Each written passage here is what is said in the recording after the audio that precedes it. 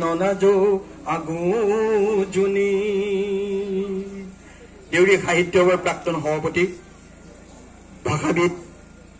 সাহিত্য বঁটা প্ৰাপক শ্ৰদ্ধেয় নৃপেন্দ্ৰ অৱসৰপ্ৰাপ্ত অধ্যক্ষ যোৰহাটৰ নিবাসী তেখেতক পৰিয়ালবৰ্গই সাদৰ সম্ভাষণী অতি শ্ৰদ্ধাৰে নিমন্ত্ৰণ কৰি আনি এইগৰাকী জ্যেষ্ঠ ব্যক্তিৰ তেখেতৰ জ্যেষ্ঠ ব্যক্তি মোৰ এক শিক্ষাগুৰু মোৰ দেউতাৰ পৰম বন্ধু শ্ৰদ্ধেয় পঞ্চম দেউৰীৰ স্মৃতি চাৰণাৰ্থে পৰিয়ালবৰ্গই প্ৰকাশ কৰি লোৱা স্মৃতি গ্ৰন্থখনি জোনাকৰ স্মৃতিৰ জোনাকী এই কিতাপ পুস্তিকাখনি তেখেতে উন্মোচন কৰিব মই তেখেতক উন্মোচন কৰিবৰ কাৰণে বিনম্ৰতাৰে অনুৰোধ জনাইছো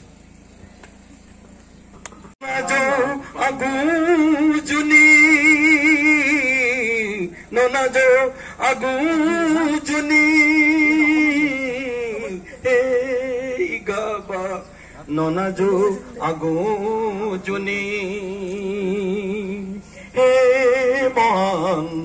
তোমালৈ আমাৰ প্ৰণাম অনুষ্ঠানস্থলীত দুআষাৰ ক'বৰ কাৰণে অনুৰোধ জনাই মই সদায় অতিথিবৃন্দক আসন গ্ৰহণ কৰিবৰ কাৰণে বিনম্ৰতাৰে অনুৰোধ জনাইছো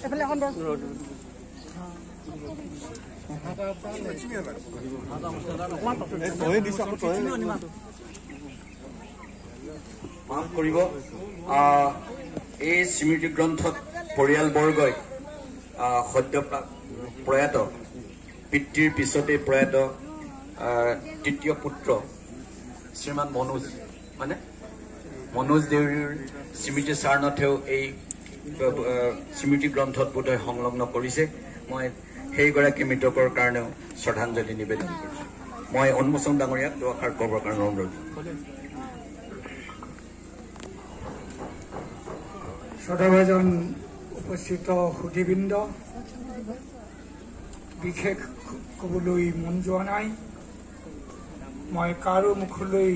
চাব পৰা নাই বিশেষকৈ মোৰ ভতিজা আৰু ভাই বোৱাৰীকেইজনীক আৰু চিনাকি মানুহকেইজনৰ মুখলৈ চাই মনটো খুব বেয়া লাগিছে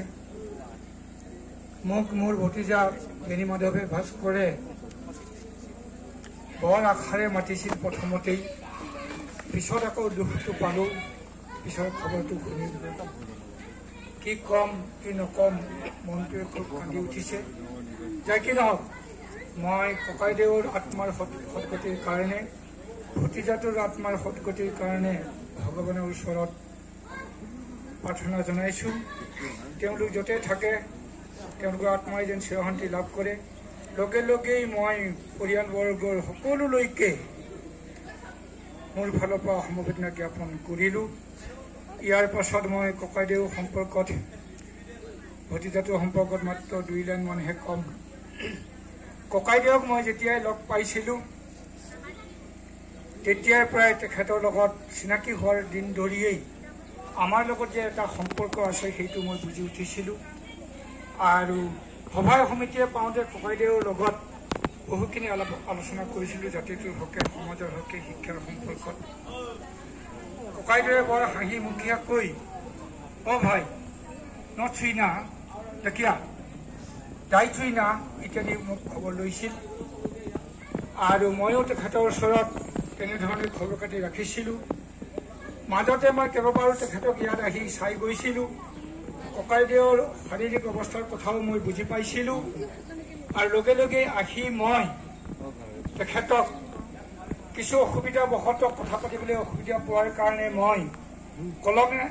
আৰু কাগজত কথাবিলাক লিখি দিছিলোঁ ককাইদেৱে মোক তাৰ উত্তৰবিলাক দি গৈছিল আৰু ককাইদেৱে বৰ আন্তৰিকতা